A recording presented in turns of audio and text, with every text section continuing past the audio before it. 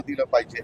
तुम्ही काय करता, एखाद्याने काहीतरी नकारात्मक काही भूमिका मांडली की तेवढंच दाखवत असतात। ती आमच्या महायुती सरकारची भूमिका नाही। एखादा वैयक्तिक बोलला तर ताबडतोब राष्ट्रवादीचं कुणी बोललं तर त्याची नोंद मी घेत असतो। भाजपचं बोललं तर स्वतः देवेंद्रजी घेत असतात, पण शिवसेनेचं बोलल्यानंतर स्वतः उपमुख्यमंत्री एकनाथराव शिंदे साहेब त्या गोष्टीची नोंद घेत असतात।